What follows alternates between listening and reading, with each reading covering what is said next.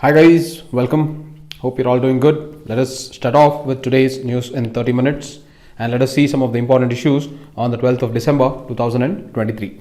Okay, so let us get right to it. The first issue is the Jammu and Kashmir issue, the Article 370, which was in question in the Supreme Court.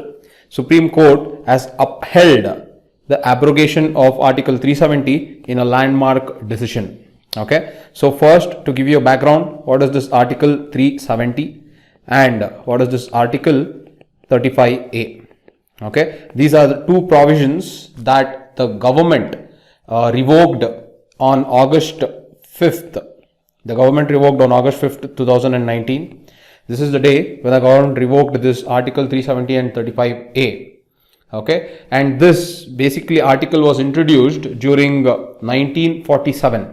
October 26th, 1947, October 26th, due to the instrument of accession. Due to the instrument of accession that was signed between the government of India and Maharaja Hari Singh of Jammu and Kashmir.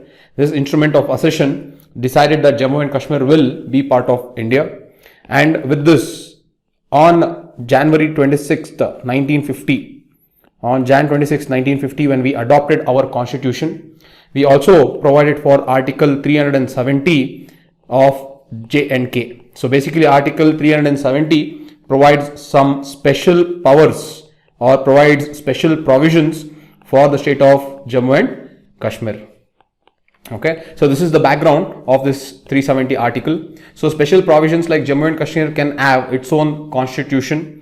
The assembly of Jammu and Kashmir will enjoy much more wider powers compared to other assemblies. So these are some of the special provisions that the Article 370 gave Jammu and Kashmir. Okay, along with this, there was an article of 35A. This 35A defined who are permanent residents. It defined who are permanent residents of Jammu and Kashmir, and whoever comes inside this permanent residents, they enjoy special rights and privileges. They enjoy special rights and privileges. Okay, so this is about Article 35 and Article 370. Okay, which was introduced in 1950. Okay, so this was there in the article, and this particular two articles were revoked on August 5th, 2019 by the current government. And when it was revoked, there was a petition filed in the Supreme Court regarding the process that was followed on revoking Article 370. Okay, now let me tell you that what has happened is the president, using the powers in the Article 370 of 3, has made Article 370 inoperative. It has made the Article 370 inoperative. So the president unilaterally has revoked Article 370. So this is what has happened.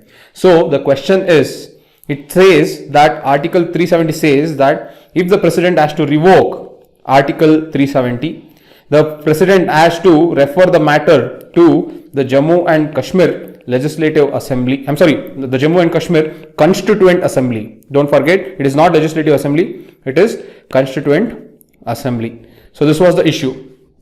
Okay, now this particular part, the government, if the president has to revoke Article 370, the Jammu and Kashmir's Constituent Assembly has to advise upon this. Okay, now this particular part was amended by the constitution, by the government of India by amending the constitution. Now what they did is they amended something called Article 367. Okay, in this Article 367, what they did is the definition of Constituent Assembly, whatever definition is there in Constituent Assembly, okay, they changed that definition from Constituent Assembly to Legislative Assembly. They changed the definition of Constituent Assembly to Legislative Assembly. Okay, and by doing this Constituent Assembly to Legislative Assembly, they were able to now revoke the Article 370. Now, if I change this Constituent Assembly to Legislative Assembly, now during the tenure of 2019, there was no Legislative Assembly because the state was in President's rule, and because the place was in President's rule, the President could unilaterally revoke Article 370. Okay, now this is what is the process that was followed by the government. Alright, now the Supreme Court has upheld the abrogation of Article 370. The reason is very simple. The Supreme Court says that Article 370 of 3 allows the President power to revoke Article 370, and this particular Article 370 of 3 says that the seeking the advice of Constituent Assembly is just optional. It's just optional means seeking the advice of Constituent Assembly need not be binding on the President. So because it is not binding on the President can still act unilaterally, and because the President can act unilaterally, the abrogation of Article 370 holds good. This is what is the interpretation of the Supreme Court. So the Supreme Court has interpreted the abrogation of Article 370 in the lines of Article 370 of 3. It has not taken this process which the government has taken. It has just told that the President, because of the Article 370 of 3, can unilaterally take a decision to revoke or abrogate the Article 370. In that way, the Supreme Court has upheld the abrogation of Article 370. Okay. Now, what are some of the takeaways of this Supreme Court judgment? Okay, the takeaways of Supreme Court judgment is: 1, it says that Jammu and Kashmir does not hold any type of internal sovereignty. Jammu and Kashmir does not hold any type of internal sovereignty compared to other states of this country. Okay, that is the first point. It does not have any type of special internal sovereignty. The second, the Supreme Court judgment says that Article 370 was just a form of asymmetric federalism. It was just a form of asymmetric federalism. Okay, that is another word. The next, it says that Article 370 was basically a temporary and transitory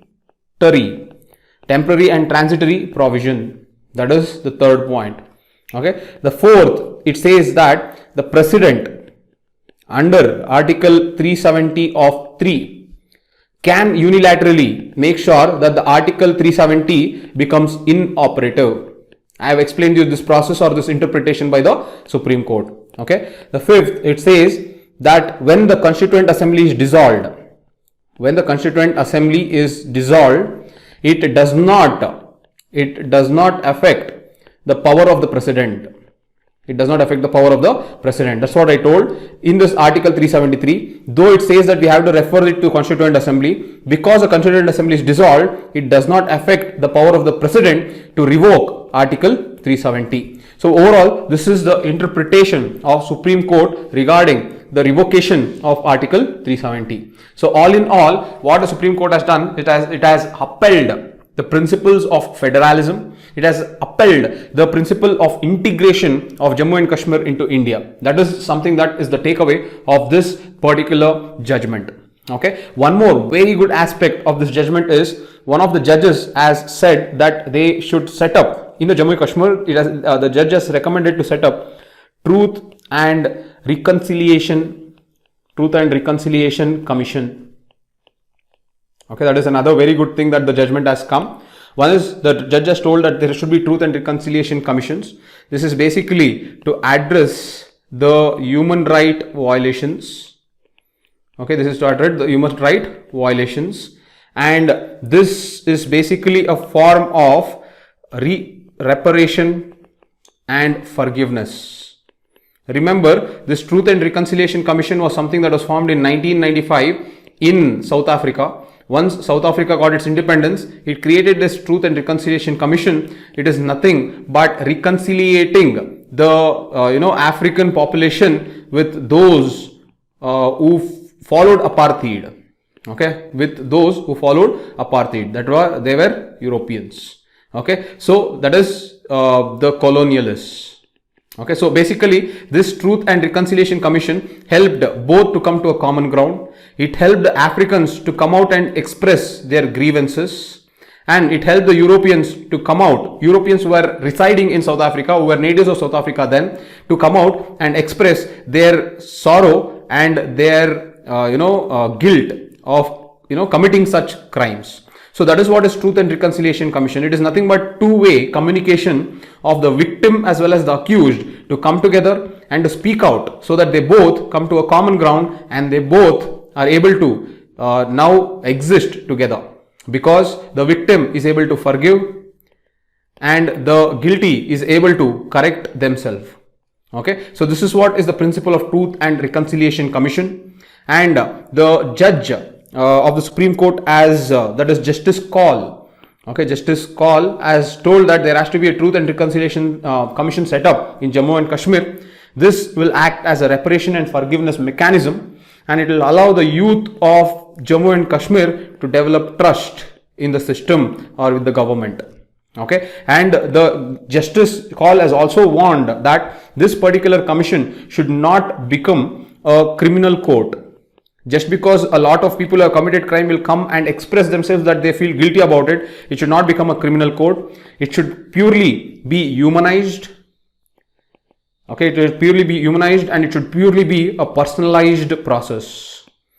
Okay, so this is what is the judgment's outcome. And overall, this decision shows that India's criminal justice system is not retributive, and it is not retributive, but it is purely reformatory. We always give scope for correction. We always give scope for justice, forgiveness, and to coexist with one another. This is something of a takeaway of the Supreme Court's judgment. Okay, so overall, this was the judgment regarding the Kashmir issue with regards to Article 370 and Article 335A. However, the abrogation holds good, and the Supreme Court has also ordered that there has to be elections that should be held in the Jammu and Kashmir as soon as possible, and Jammu and Kashmir should get its statehood back. Remember that what the government had done is, the government had taken the Jammu and Kashmir. Okay, it had taken Jammu and Kashmir, and so it has divided the Jammu and Kashmir into two union territories. One is two union territories. One is Ladakh Union Territory, another is J&K Union Territory. So Ladakh will again continue to remain a union territory. Now J&K, the court has told that by September 31st there has to be election that has to be held, and J&K must be returned as state. That is, the statehood must be returned to it. Okay, now with this judgment everything is fine, but the only aspect or grey area that is remaining is, the grey area is Article 3.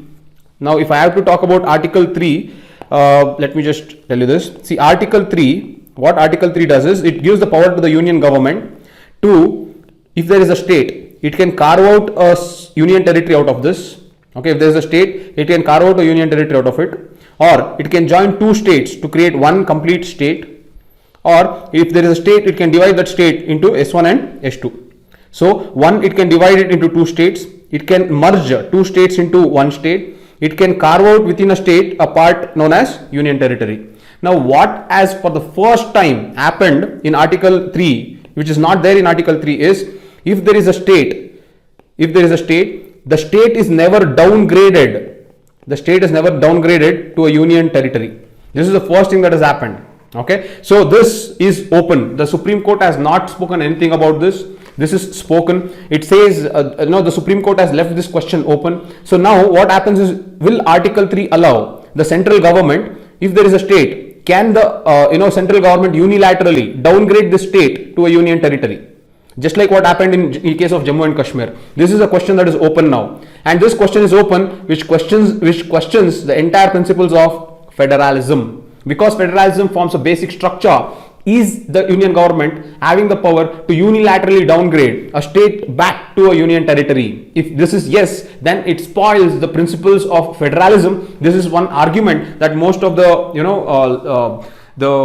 opposition lawyers are debating about. Okay, this is something that we have to discuss. All right, so this is regarding the Supreme Court judgment that happened yesterday. Okay, the next is an article that speaks about cyber security. Again, a lot of news is coming regarding cyber security, because one, NCRB has come out with a report which shows an alarming rise of cases on cyber security, and two is increasing case studies. There are a lot of case studies that are coming up on how India is suffering from cyber security. Okay, now let's first talk about the NCRB statistics. As you can see here, according to NCRB, 65,000 cyber crimes were registered across India in 2002, which shows almost 1/4 increase over 2021. So if I take 2021 to 2022, cybercrimes has increased by almost 25%. This is huge rise in or huge spike in the cyber security or cyber frauds. This is the first thing that you should remember. The second is, there is also one more statistics that I would like to give you. There is something called global assessment of cyber security. There is something called global assessment of cyber security. Now this global assessment of cyber security says that in India you have 2200 cyber attacks per day. That is equal to 1 every 39 seconds. Okay, so there are 2200 cyber attacks per day, that is 1 every 39 seconds. Also it says that cybercrime in India can result a loss of $10.5 trillion by 2025. Look at the loss of the economical loss that is resulting because of cyber crimes. So overall you have got two statistics. One, NCRBs by 2022 compared to 2021 there has been a spike of 25% of increase in cyber crimes. The next is global assessment of cyber security, which says there are 2200 cyber attacks per day, that equals to 1 every 39 seconds. And also if this continues, there will be an economic loss of almost $10.5 trillion by 2025. Okay, so this is what is the scenario of cyber security in India. This shows that our cyber security has to be enhanced. Our data protection bill, the personal digital data protection bill, as well as the IT rules have to be more strengthened. Okay, and this architecture has to be even more robust. That is what I have to tell. All right, now there are two important case studies that are given in this article that you can use. One case study is the Karnataka High Court. During the video conferencing between the lawyers, the litigants and the judges, during the video conferencing of the lawyers, litigants and judges, when this was happening, there was a breach of this video conferencing, and there was display of pornography. Okay, due to the breach, there was a cyber crime that was committed during this video conferencing. There was pornography that was played, which led to the Karnataka's Chief Justice Prasanna B. Varale. Okay, Prasanna B. Varale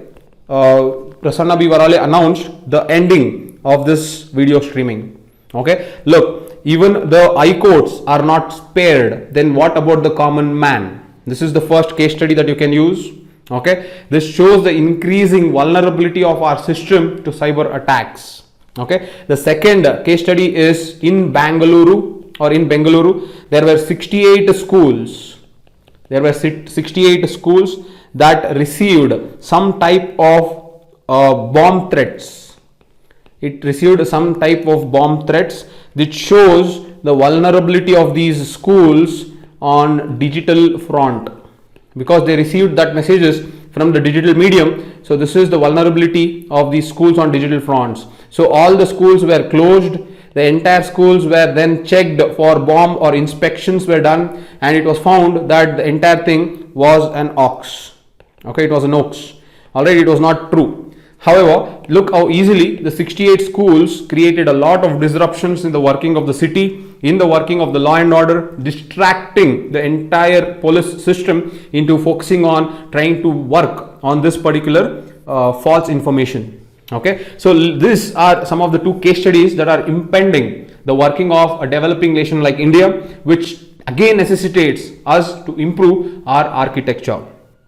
Okay, so one is our Digital Personal Data Protection Act. This is already there. Already we have passed this Act 2023, and this is particularly this is already passed, and there is rules that are already now being created. So it is yet to form the rules. And the next is the Digital India Act. Okay, the Digital India Act. Now this the Digital India Bill. Now this bill is going to replace the IT Act of 2000, which is currently handling the entire cyberspace. So this Digital India Bill, which will handle the cyberspace, must be very robust, should be forward looking, as well as should be very dynamic. When I say dynamic, it should adjust to the changing scenarios within the cyberspace. This is the conclusion that I would like to tell regarding cybersecurity. Again, cybersecurity is a topic that is very, very important in your GS3. In your GS3, there is internal security, and within that, there is cybersecurity topic, in which one question will always be revolving around cyberspace and cybersecurity in India. Okay, so I hope you got this information. All right, the last issue of today is another excellent case study of the Odisha. It is the Odisha story from being a poor, hunger-driven state to becoming food self-sufficient as well as commercialized.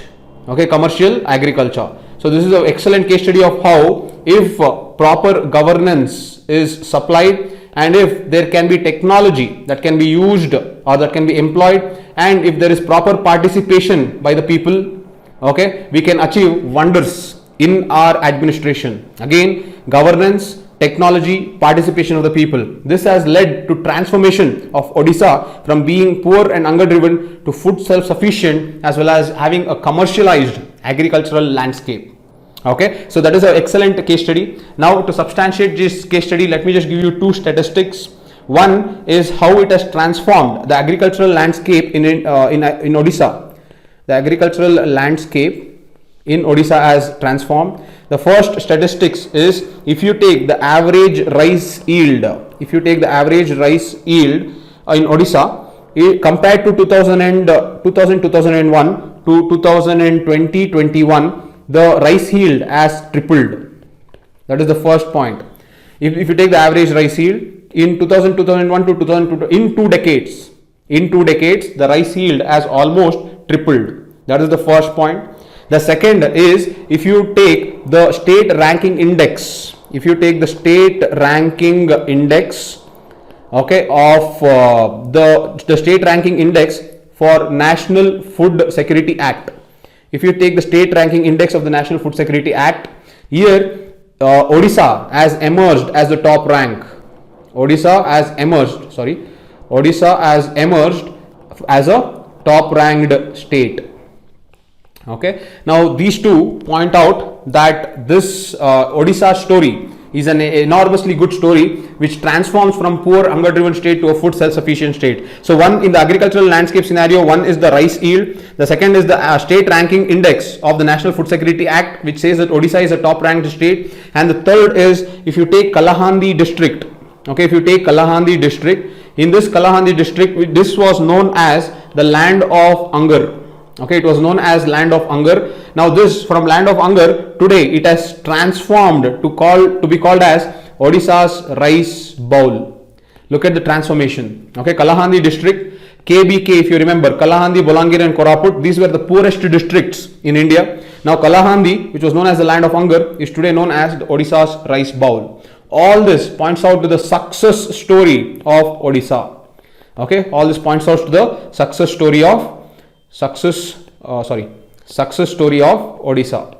All right, so let us now understand. Now we understood that the agricultural transformation has happened already in Odisha. Now what is it that resulted in such huge transformation? Okay, the first is the flagship schemes of Odisha. Example is Kalia scheme. Okay, now what is Kalia? Let me just elaborate this. Kalia means Krushak assistance for livelihood and income augmentation. Okay, I'll tell again. Krushak assistance for livelihood and income augmentation. So this scheme, along with this, the second is scientific crop management. Look how beautifully they have done this scientific crop management. What they have done is, they have at district level, okay, they have created something called Weather Watch Group. At district level, they have created something called Weather Watch Group. In this, the Weather Watch Group, the officers will go to the field. To collect information on what is the agricultural scenario. Okay, and then also what they do is at this district level they also decide what type of crops can be grown for that agroclimatic conditions. So look at this. This is a bottom-up approach. This is an example of bottom-up approach. So this too points out the scientific crop management. That is at district level, one, the weather watch groups are created where the officers go to the field to analyze the agricultural landscape. Also, the same officers will now come back and decide on the cropping pattern on the basis of the agroclimatic conditions. This shows scientific crop management.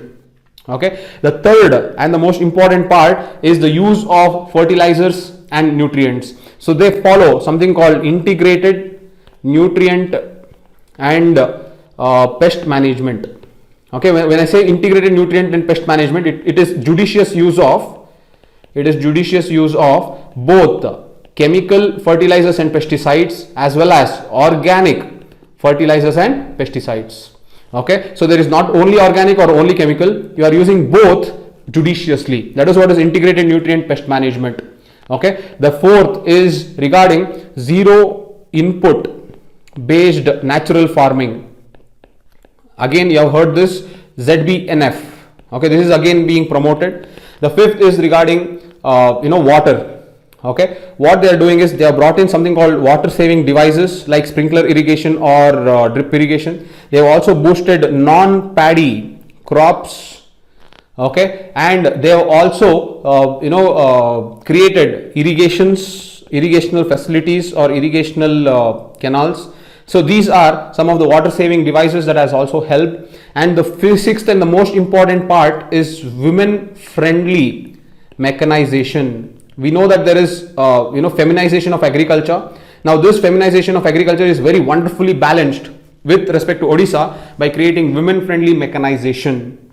Okay, now look at this. These are some of the important steps. Flagship scheme like Kalia scheme, scientific crop management where weather watch groups are created, where officers go on the field to collect agricultural data as well as they decide on the cropping patterns on the basis of the agroclimatic conditions. Then you have the integrated nutrient and pest management, there is judicious use of both chemical and organic fertilizers and pesticides.